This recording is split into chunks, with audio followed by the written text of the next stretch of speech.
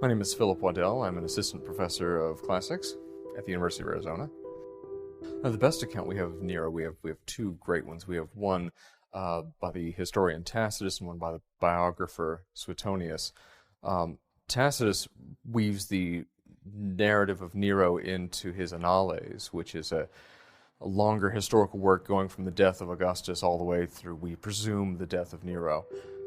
Nero in all of our sources, really, both Tacitus and Suetonius, comes across as a person who really always wanted to be an artist rather than an emperor. It's as if Andy Warhol became ruler of the entire world. It's a terrifying the kinds of power that person who took over his reign in his late teen years could wield, and was much more interested in looking at architecture, the arts, performing the arts, which for the Romans was very deeply troubling for emperors. This is something that you don't do. That this is had a loss of citizenship involved with these kind of performances. Making a spectacle of yourself and delighting in spectacle was for the Romans deeply problematic, especially for the senatorial historians who give us our histories. Tacitus includes aspersions, not proof, but aspersions that he probably poisoned his stepbrother, definitely killed his mother, in addition to his wife. And so he's just history regards him as a monster. And probably this is unfair. Nero was much more than this, and I think that you can see some of this in what we have left of Nero's Rome, the Domus Aurea. You can get the idea that Nero is much more than a monster, more concerned with his own pleasures than with ruling the empire. But he's more than that. I think he's a visionary in terms of art and performance. The idea that the empire should be a show. That this is something that's great to watch and great to participate in. So yeah, it's brief, but it gives you kind of an idea. Mm-hmm. So a description of the Golden House, the Domus Aurea. This was, first of all, problematic in its location. There was a great fire in Rome in 64 CE, where most of the city was leveled flat, including the old downtown. And in addition to doing a lot of very popular kind of Red Cross sort of things, Nero actually took a lot of this land for himself to build this gigantic estate. Really is better than a house. It's a villa rustica. This is this gigantic area which Tacitus says is notable not so much for the gemstones engraved in the walls, in which they were there, and the ivory ceilings, but that it encompassed within its borders forests and meadows and lakes, and it's the idea of bringing the country into the city. It's as though a private person leveled massive amounts of New York and put a private central park in the center of it. And so this is deeply troubling already. But the lavishness of the Domus Aurea was untold. Suetonius talks about rooms that can rotate, and that there are panels, ivory panels set into the ceilings and the walls that are all push buttons, that you could just push something and then the flowers or perfume would fall, and you could touch something and a personal gift for everybody at the table would show up. And so this automated idea, we unfortunately don't have much of it left. This is for a lot of reasons, you can see, a very problematic building, and the Flavians, who took over after Nero's forced suicide, tried to obliterate as much as they could of it, very successfully. We do have parts of what's called the Esquiline wing left, and you can see in this, the Romans tend to be very squaric kind of people. They build square rooms with square roofs, and Nero, in one of the rooms we have extant, is really playing with this newfound use of concrete, that you can pour rooms into any shape. There's a large octagonal room with a hole in the ceiling, which kind of prefigures later Roman architecture. But Nero was one of the first people to really give massive amounts of funding and support to very avant-garde, very out there, very, for the Romans, very space-age architects. The difficulty of establishing Nero's perception in antiquity comes back really to our sources, and we have, as Tacitus presents very much of a one-sided view that Nero is the worst of the Julio-Claudians, which fits into his idea of slow degeneration with the emperors, that you have someone like Tiberius, who's a good emperor, who started off good, but the office, this absolute power corrupts. And with someone like Nero, who takes over so young and has very questionable morals, then this corruption happens much, much faster. And that's kind of Tacitus's point. In Suetonius, we have a little bit different image of Nero. It's much more like something like Star Magazine, where there are rumors in there and there are very over-the-top stories, but there's also positive views of what Nero was doing in terms of Nero knew not to expand the empire. He knew to basically keep it within its boundaries, and so people could always castigate him for this, but in reality, he probably was doing the right thing. This is the same thing that Augustus did. He also knew to pay the armies well. One of the things that shows up in the Year of Four Emperors is that the armies continually demand correct rights for Nero, even after, long after his death. There's sightings of false Neros that show up all over the place, even 15, 20 years after his death, something like Elvis, where he's this amazing, iconic figure. No one can quite believe he's dead, especially when he's so young when he took over, and much of his reign played up this perpetual youth and perpetual entertainer and bon vivant, this party man. And so the idea that that person can be dead is very shocking, especially to the legions. The legions loved Nero. We have a later anecdote from the Scriptores Historiae Augustae that Trajan, often regarded as one of the best emperors ever, lamented being born after Nero, saying that basically we could never top that. We could never do what Nero did. Nero has already done it all and done it better, and was a much better performer than any of us could ever be. And so, yes, I think our image of Nero is through the historians especially, very unfairly tampered with. And whereas I think the empire was running great under Nero, the armies were very satisfied, but he did kill a lot of very high-ranking senators, and so in this case, the losers write the history books, and so you have this senatorial elite who is not going to forgive him for that. And Nero's performances were, for one thing, the kinds of performing that he would do were seen as anathema for the Romans. Getting up on stage, dancing, singing. These are things that slaves did, or freed people.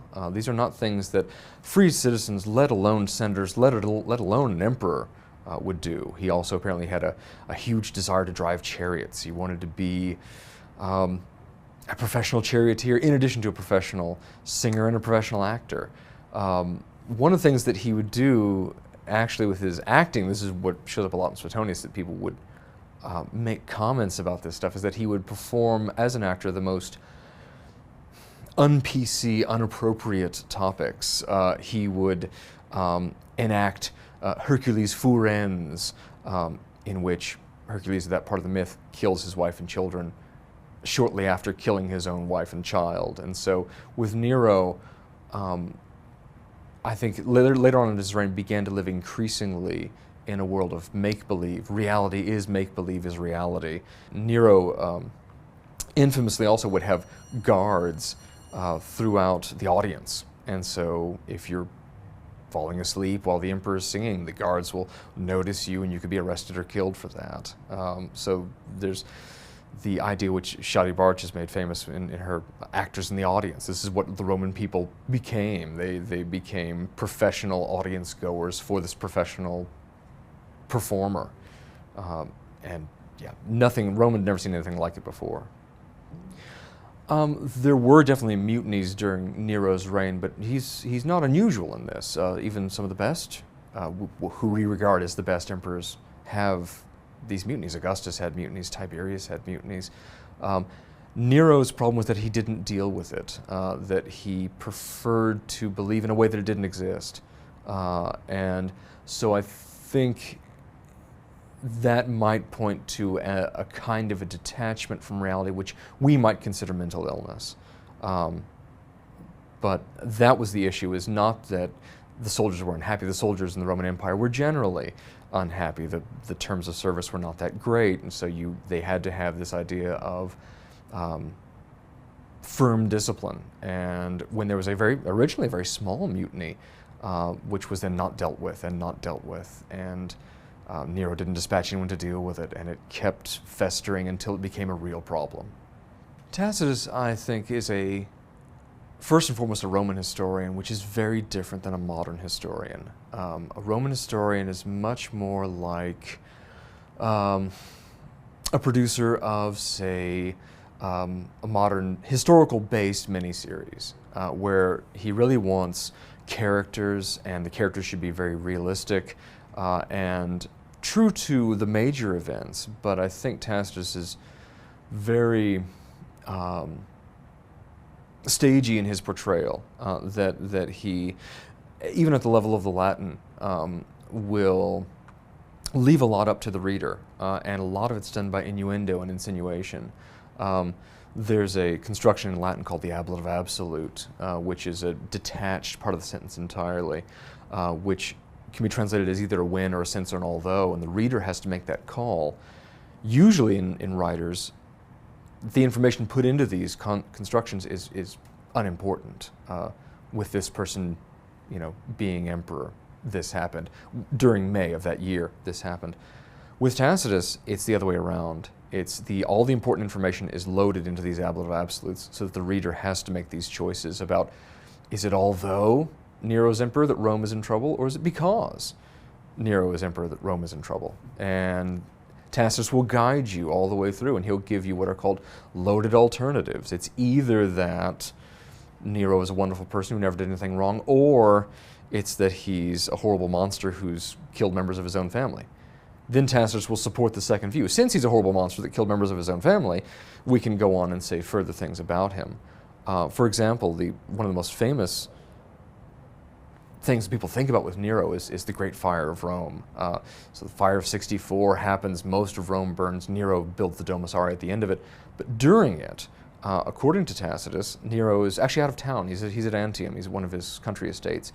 And in fact, he hears news about it immediately, comes back to Rome, opens up what's left of his palace as a kind of a hospital, pays for the upkeep of all the people who have been are now refugees out of his own money, does very positive things. But according to Tacitus, he could never, with all this, escape the rumor. And Tacitus points out that it's a rumor and that it's untrue, that he, in the middle of the fire, climbed the great tower of Maecenas and sang the fall of Troy as Rome is burning.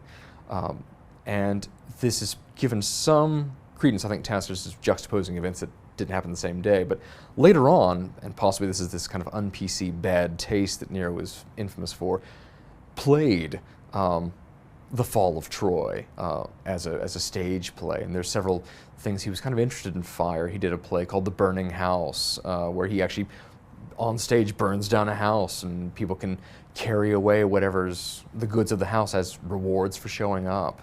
So there are things that Nero did that could have been done at better times. The equivalent I often draw is that this would be something like George W. Bush constructing a gigantic water park over the ruins of New Orleans right after Katrina. This is this horrible lack of tact and this divorce from reality, which turned the reality into the mythical, and Nero as the star of the play. And that, I think, is what Tacitus is trying to show us, absolutely. Tacitus, at the beginning of the Annales, talks about writing sine ira et studio, without anger, or maybe partisanship would be a good way to say that.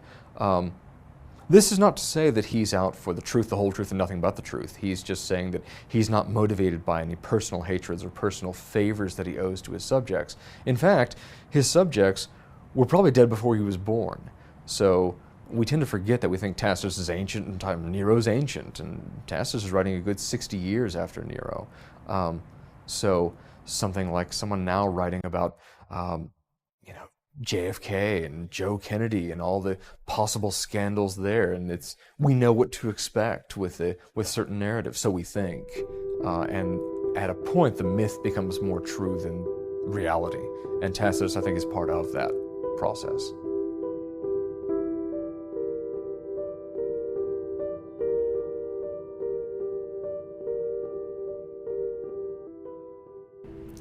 Nero's greatest construction was his imperial palace, known as the Domus Aurea, or the Golden House of Nero, the masterworks of those architects Severus and Caelare. It usurped, for Nero's own pleasure, much of the land east of the Roman Forum, in the valley between the Esquiline and the Caelian hills, and it turned it into a colossal park for the emperor's own pleasure. An enormous statue of Helios, built by the sculptor Zenodorus of Rhodes, was a colossal tribute to the sun god with whom Nero frequently associated himself.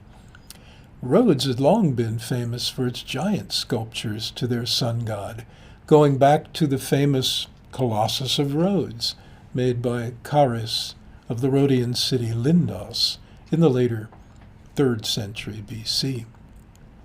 Within the huge park that Nero made, wild animals were said to roam, and there were a number of palatial constructions.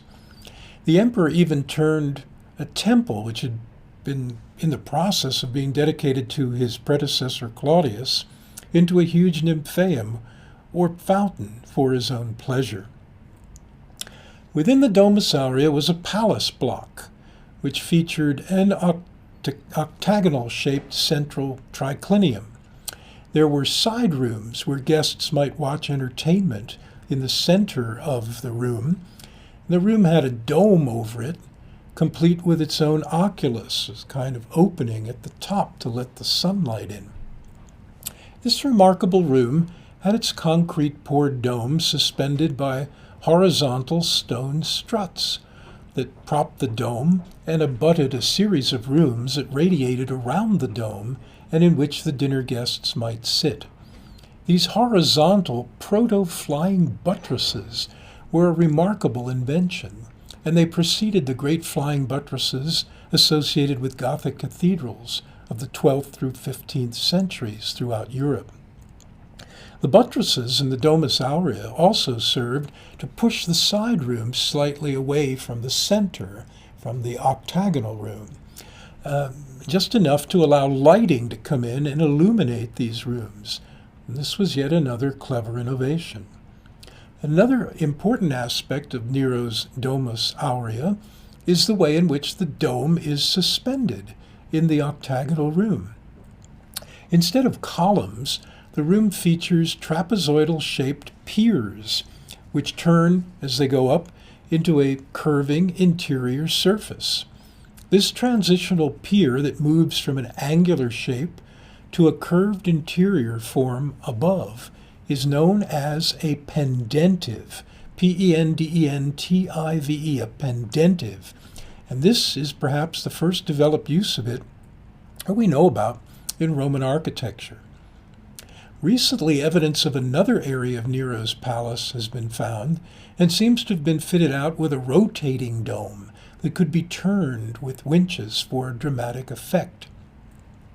The writer Suetonius stated that this room also had openings in the rotating dome so that perfumes and even birds could be showered down on surprised guests.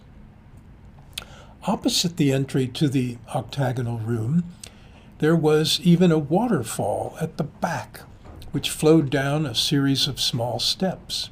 This kind of dynamic architecture in which concrete and vaulting were used and the inherited vocabulary of Greek architectural parts was brought in as simply as decoration, is known as the Neronian Baroque.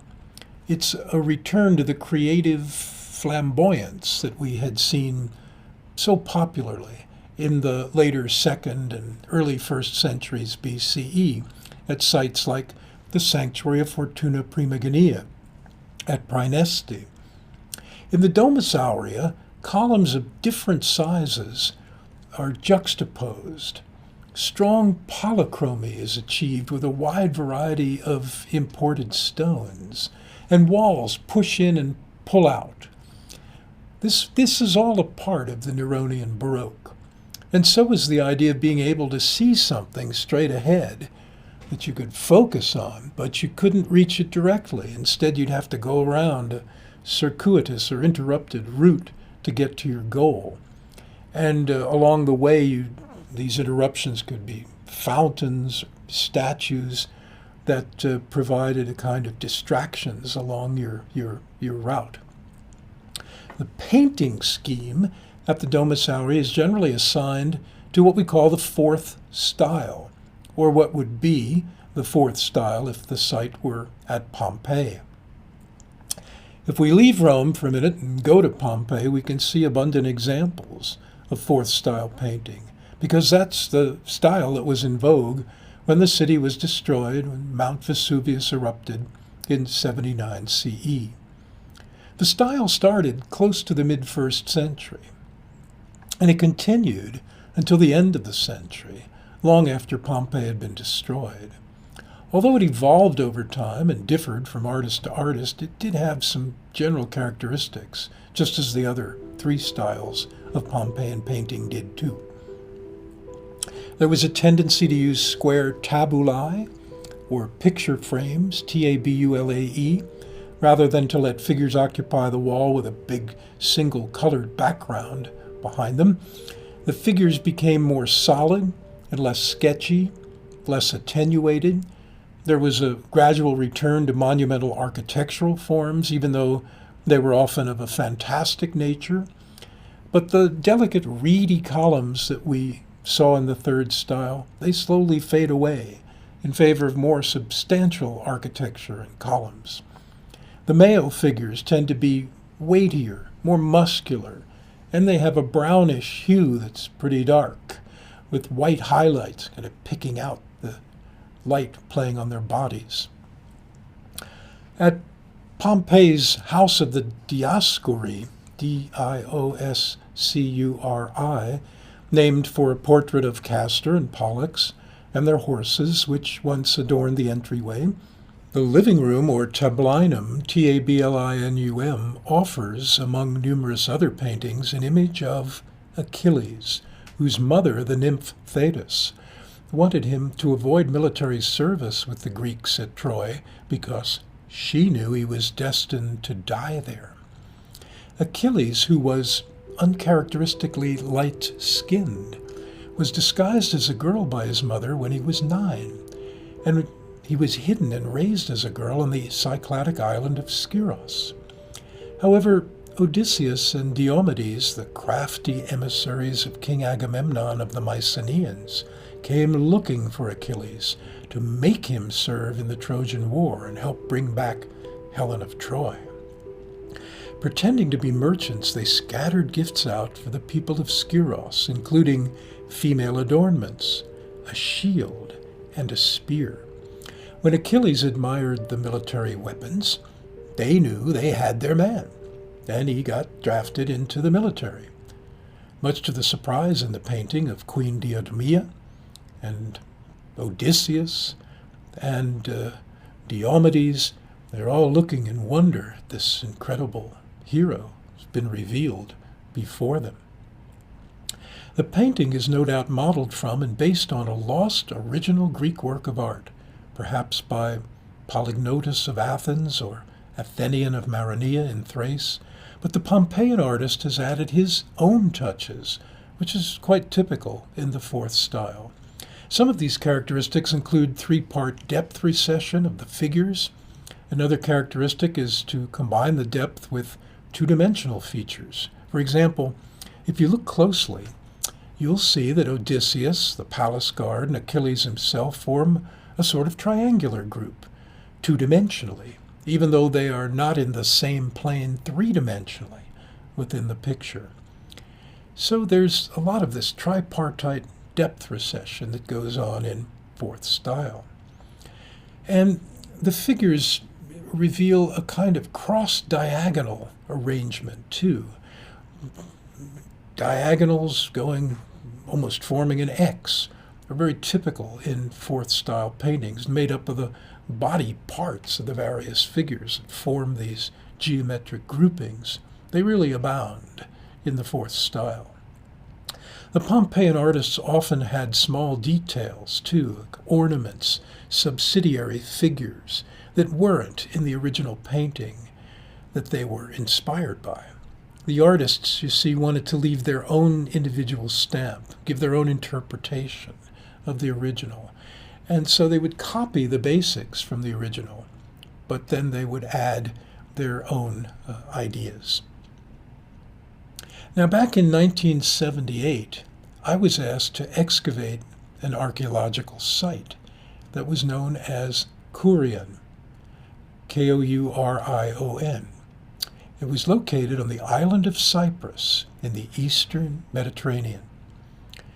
This site that I dug was known as the Sanctuary of Apollo, a favorite divinity, of course, of the Emperor Nero.